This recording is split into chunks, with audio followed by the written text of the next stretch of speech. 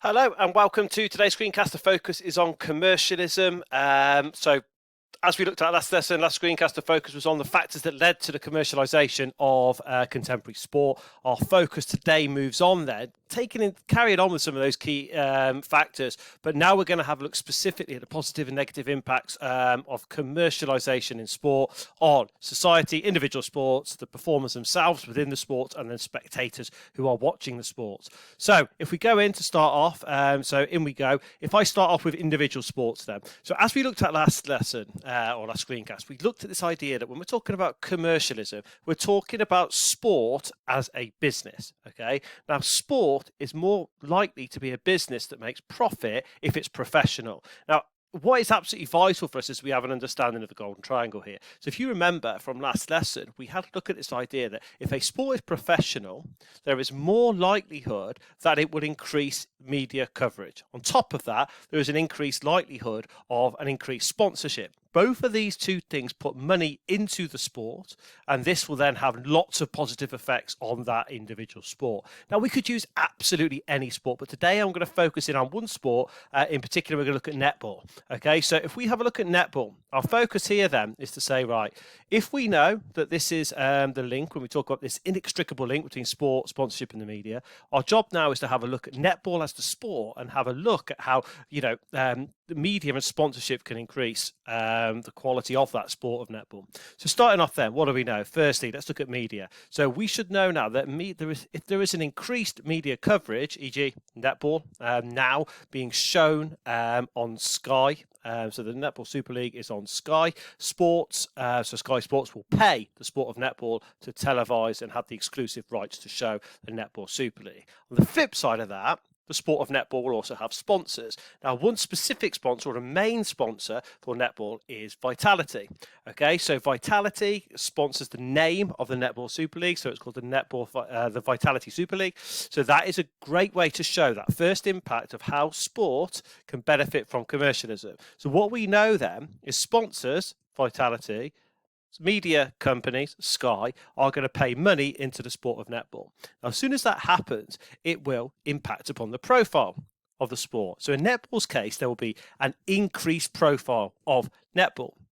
Now, as soon as we have an increased profile via media and sponsorship, this will mean the key thing that we talked about at the very start when talking about commercialism. This will mean there is an increase in revenue. Now, as soon as there is an increase in revenue, profit, money going into the sport of netball, this can have a really positive effect on netball. The main thing it can do is it can push netball towards professionalism. So if we know that netball now has the potential to become a professional sport, so the Red Roses, for example, they will have a number of players who are full-time professionals. This has a number of key things. So this will increase player wages. Okay, that's one of the big positive impacts of commercialization of sports such as netball. The second thing is it gives netball players the opportunity to train, and you might just add to this, as full-time professionals. So that is a real big bonus, because you've got to think netball maybe 10, 20, 30 years ago, there was no way elite netball players were playing or training full-time. The final thing we have on top of this is there will be, and this is the key thing that will be on any mark scheme to do with the impact of commercialization on individual sports. By having the ability to train full-time and be full-time professionals, this means there will be a better standard of play, which will have a positive effect on the viewing figures from the media, and also have another positive effect on this idea of sponsors wanting to promote their brand through the sport of netball. So what we have then there, that's our first section. The next way that this increase in revenue can impact the sport of netball is by the facilities. Okay, so the facilities can be improved. So, for example, if you've got a netball Super League team, for example, you've got 7 stars, they might have a fantastic tailor-made or custom-built facility, such as the Worcester Arena, for example. So you go into there, we have a better training complexes, and on top of the training complexes, there will be better match stadiums or trainings or game centres or whatever it's going to be, arenas. So we have that. So that's the second thing in terms of a category of increased revenue within the sport of netball could improve. And finally, I'll have a look at this idea. Once we have a load of revenue and money going into netball as a professional sport, which has all these positive aspects on sport, and then you have an increased quality of facilities. The final thing that can be really benefited within the sport of netball is grassroots. So what happens is we then have this idea that grassroots netball, e.g. participation-based netball, can also increase. So this could be due to the fact that the money from the revenue of media and sponsorship going into elite netball can then trickle down into coaching for, young players within the setup of maybe Super League teams. And then we have this idea that you can also, as a result of this, increase participation in the sport to start with, because there's more money to put in to get coaches in, to put on netball camps, for example, that would improve. Now, I have used the sport of netball here, and we've had a look at the positive impacts. So obviously, this could be done for any sport. It could be done for cricket. It could be done for Women's Super League in football. It could be done for men's football. It could be done for absolutely anything, but I wanted to give you one concrete example we can use, specifically because if you have a look onto here, here's an example of an exam question.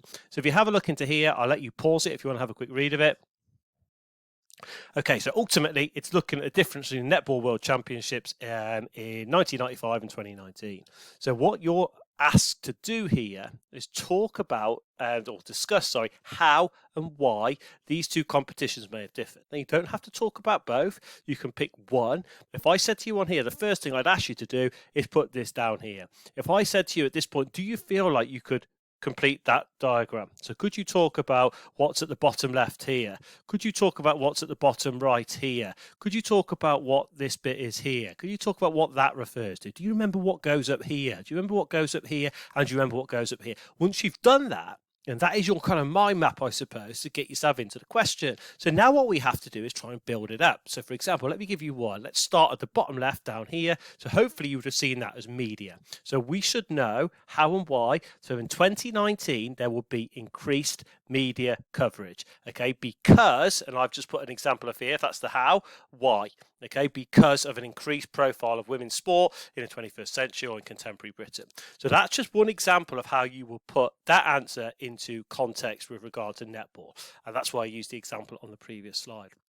So if that is your first section on the sport, it could be any sport, but I've just used netball as the one example there. Let's have a look at how we can look at the positive and negative effects of commercialism on the performer. Now, I've put two concrete examples in here. So we're going to start with, as always, we've got this idea that we've got our sport, sponsorship and the media, and we need to make sure we start to think about this. Now, we're going to use Mo Farah as our concrete example, and I'm going to use a specific example of how we do that. So if you imagine Mo Farah then, he is going to have some of the real benefits of commercialism, and specifically looking at the bottom right here, talking about sponsorship.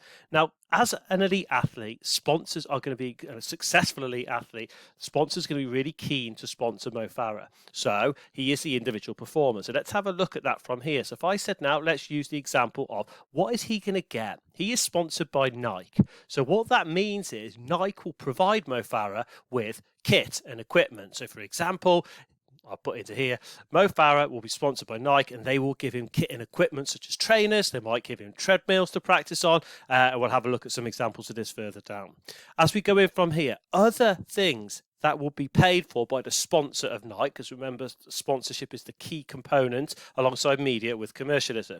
The other thing that might happen is they might pay for travel and accommodation. And Nike have a really, really fantastic long-distance running centre called the Nike Oregon Project. Okay, so what we could say here is that then someone such as Mo Farah, as an individual performer, benefits from commercialism because sponsors such as Nike will pay for travel and accommodation. And I'll put the example in here as Mo Farah travels, trains and stays at the Nike Oregon Project, which is like I said, a middle distance, long distance training centre specifically focused on providing equipment and coaching for elite level athletes. Now, on top of that, the final thing we'd have a look at is as follows.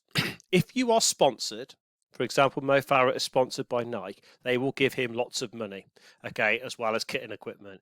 Now, what this means is for athletes, if you get a sponsor that money coming in from the sponsor can make sure that you can spend as much time as possible training and competing.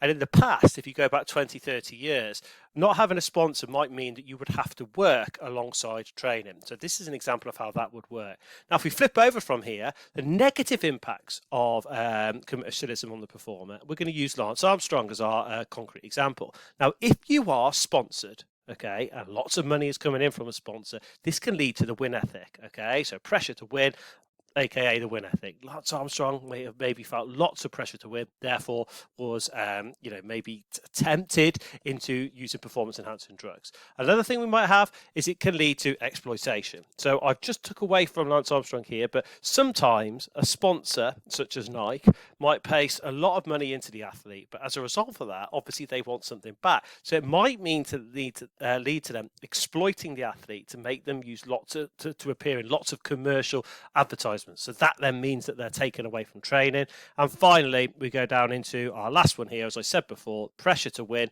the win ethic, sponsors putting a huge pressure on the performer to be successful, to carry on the sponsorship, therefore can lead to the use of performance enhancing drugs or deviance, which of course is breaking the rules in sport, illegal drug taking, for example, Lance Armstrong.